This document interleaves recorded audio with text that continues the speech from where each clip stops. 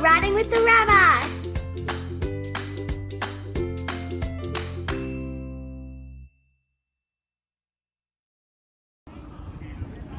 Hello, welcome to Riding with the Rabbi. This is Rabbi Zvi Engel from Skokie, Illinois, Congregation Ohr Torah, but now, most recently, the newest president of the Rabbinical Council of America. We are on the, what is this? This is Har Hermon. No, but what is this thing We're called? on the ski lift. We're on a ski lift. We're going down, not up. But it's July. We're not skiing. Rabbi Engel, why don't you tell our viewers what we're doing here? We are together on a trip with AIPAC.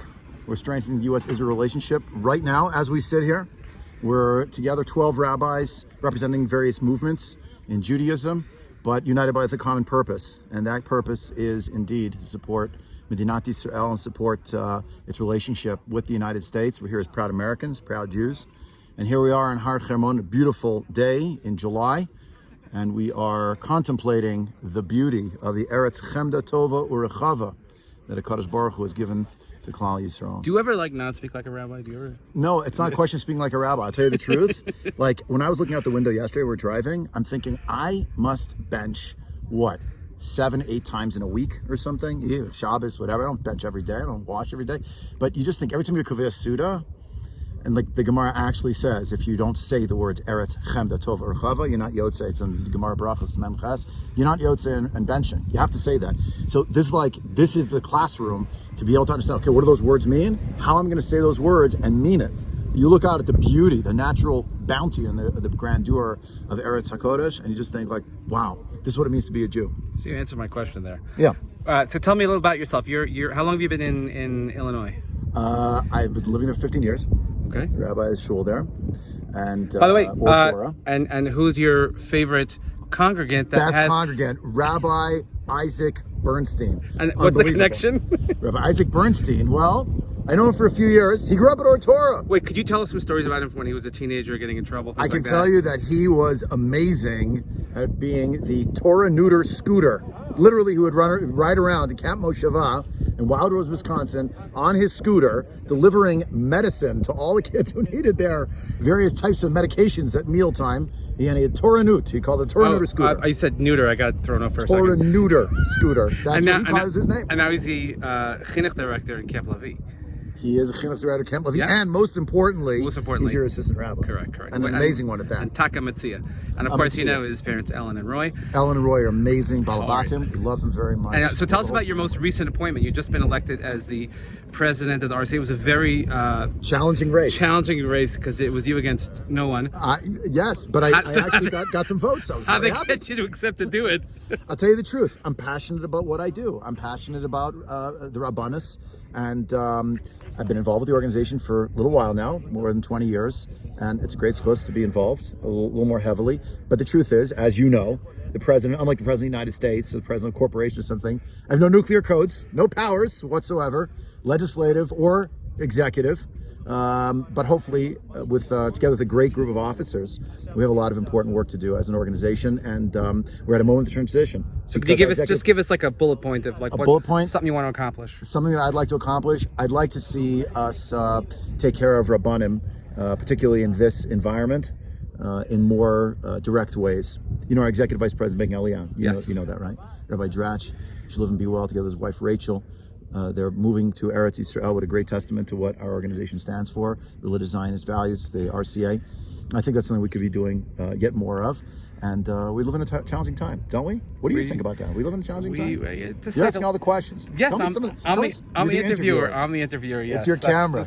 You're the guy holding it. Yeah. This is great. This is by far the highest episode we've ever done. I mean, if you can just kind of look around. Here we go. There it is. Check this out. Unbelievable.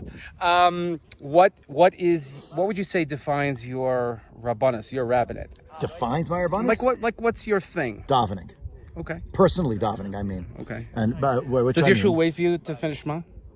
They wait for me to finish Shema, but actually not Shema Nasra anymore. You have the understanding. That's with COVID. Yeah, you know why? And I'll tell you what the davening piece is.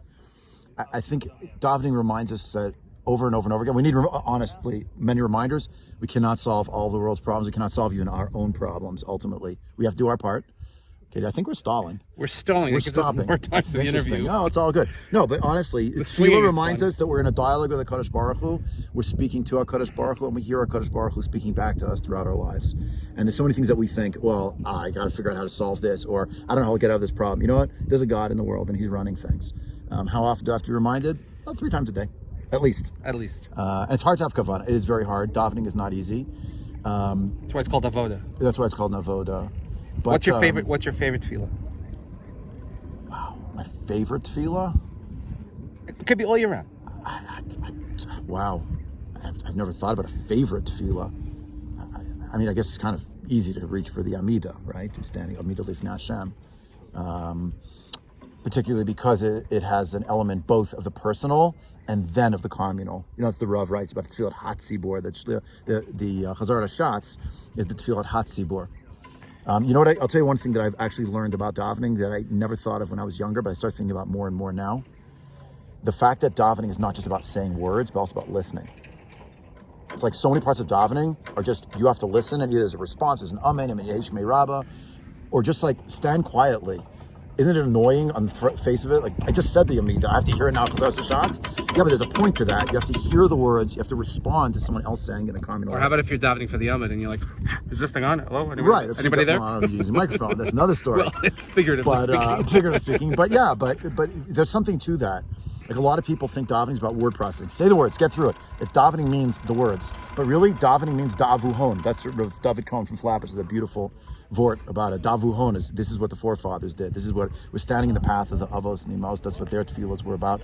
But it's not just about the saying, it's also about the listening. Shema Yisrael, like that's actually what it means. It's like, pay attention, listen to what's going on. Not just the moment of tefillah, but throughout the rest of the day. Right, and we have that coming up in Dvarim quite a bit. A lot. Haskei Sushama, things like that. Yeah, and Shema Yisrael, and the whole sefer is like that. So that honestly, that's what I think about so often now in davening, is how much of it is about just like the being quiet and listening and responding in the right time. What's happening in that space? That's when you hear the Kol Tamam Adaka. That's really what I think about. The thin, still voice. Yeah, for still those small of voice. Our listeners. For real, I think it's real. Oh, hey, we have trees. You probably don't. Wow, we're actually hitting the trees below us. That's so unusual. Well, that was an interesting experience. Yes, I'm not used to it because usually I have my skis on, and they. Although I've never skied in the Chamon in the lengthy ski season here of about 2 weeks to maybe 2 months. We heard today. Yeah, you can hear it behind us. You see a lot of people getting clipped. Yeah, we just had a briefing from Lieutenant Colonel Jonathan Karikas, which was just outstanding. Amazing. We were at a place where we couldn't take pictures behind us. We could only take pictures of Syria, which was interesting. So of this trip so far, what's been most enlightening to you? As ever, you always learn new things when you come to visit Medinat Israel. The nuance of so many aspects of what it means to be a supporter of Medinat Israel today, of the State of Israel. I think also our group is unique. The fact that there is really a diversity within the group. Right, you want to elaborate on that? Because not sure. everybody knows. AIPAC brings together people who are united by this common vision of supporting the U.S.-Israel relationship, whether that's in a bipartisan manner on Capitol Hill, or whether it's even for us as Jews, as rabbis, conservative and reform and Orthodox. There are issues upon which we just don't share basic assumptions and beliefs at this point. And we don't talk about those issues anymore, many of us, because there's just no point. We don't agree on basic beliefs. We don't basic understandings and assumptions that we would bring to the table for Limud HaTorah about Elokai issues, the quote from Sefer Rus. But when it comes to Meich Ami issues, we're all in it together.